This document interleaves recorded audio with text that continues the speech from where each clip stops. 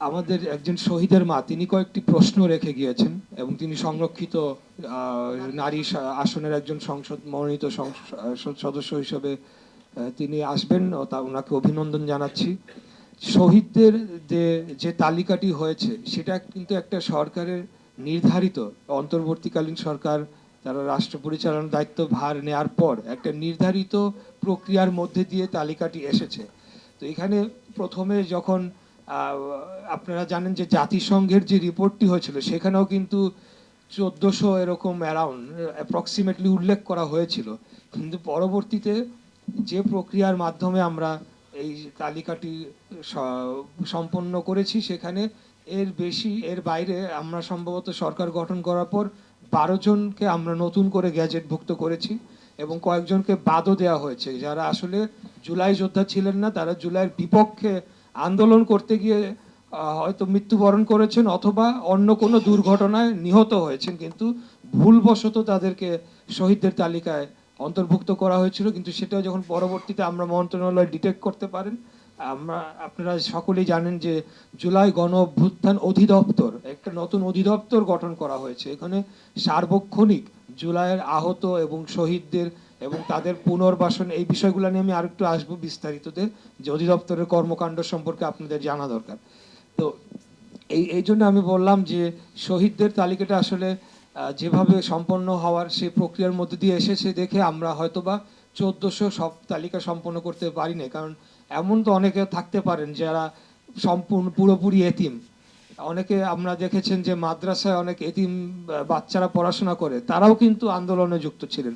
যাত্রাবাড়ি যে স্ট্যালিনগ্রাড সেখানে কিন্তু মাদ্রাসার ছাত্ররা সেখানে যে পরিমাণ আপনার প্রতিরোধ গড়ে তুলেছিলেন সেটা কিন্তু এই আন্দোলন সফল হওয়ার জন্য একটা অন্যতম গুরুত্বপূর্ণ ভূমিকা রেখেছিলেন। একইভাবে 17 তারিখে আমি ওই সময় জেলে, জুলাইয়ের 17 তারিখ সম্ভবত প্রাইভেট ইউনিভার্সিটি তারা যে আন্দোলন গড়ে তুলেছিল রামপুরা অঞ্চলে, সেটাও কিন্তু একটা গুরুত্বপূর্ণ টার্নিং পয়েন্ট ছিল। যেমনি করে আবু সাইদের মৃত্যুর ঘটনা, শহীদ হওয়ার ঘটনা, এটা কিন্তু একটা টার্নিং পয়েন্ট ছিল পুরো আন্দোলনটাতে। এখন পুনর্বাসনের বিষয়টা আগে আসি। আহতদের যারা পুনর্বাসনের প্রয়োজন, আমরা কিন্তু 3টা ক্যাটাগরিতে তাদেরকে এ বি এবং সি 3 ক্যাটাগরিতে তাদেরকে ভাগ করা হয়েছে এবং সকলেই কিন্তু পুনর্বাসন অথবা কর্মক্ষম হওয়ার যোগ্য নন। অনেকে এমনও আহত আছেন তাদের আর কোনোদিনও কর্মক্ষম তারা হয়ে উঠতে পারবেন না। এরকম যেরকম রয়েছে সেরকম পাশাপাশি অনেকে রয়েছেন যারা যেমন চোখ হারিয়েছেন, অনেকে চোখ হারিয়েছেন, তাদেরকে আপনি কিভাবে পুনর্বাসন করবেন? এই বিষয়গুলা নির্ধারণ করার জন্য যে কাদেরকে কোন সেক্টরে, যেমন কেউ হয়তো বা পা হারিয়েছেন কিন্তু তার বাকি তার ব্রেইন কাজ করছে, চোখ কাজ করছে, তিনি কম্পিউটারে বসে কিন্তু অনেক কাজ করতে পারেন, কিন্তু তাকে তাহলে কি করতে হবে ওটা আমাদের আইডেন্টিফাই করে তাকে ওই কাজের জন্য ট্রেনিং দিয়ে কর্মক্ষম করে তুলতে হবে। আবার কেউ হয়তো বা তার অন্য অন্য ধরনের ডিসেবিলিটি তৈরি হয়েছে, সে একটা নির্দিষ্ট পেশাতে আগামীতে সংযুক্ত হতে পারবে।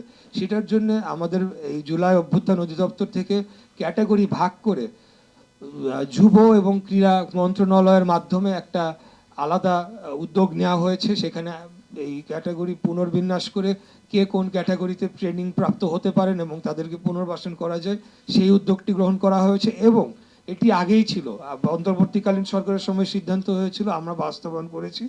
আমরা সরকার গঠন করার পর আমাদের মন্ত্রণালয়ে আমরা একটা মিটিং করেছি এবং সেখানে আমরা বলেছি যে সমস্ত অন্যান্য মন্ত্রণালয়, যেমন সমাজ কল্যাণ মন্ত্রণালয় রয়েছে, আইসিটি মন্ত্রণালয় রয়েছে এবং কর্মসংস্থান কমিশন রয়েছে, তাদের মাধ্যমে আমরা কিভাবে এই যে বৃহৎ পরিমাণ 14,000 বলা হয়ে থাকে, আমরা জানি ক্ষেত্র বিশেষে, কারণ সবাই তো রিপোর্ট করে না, 30,000 প্লাস আহত হয়েছেন।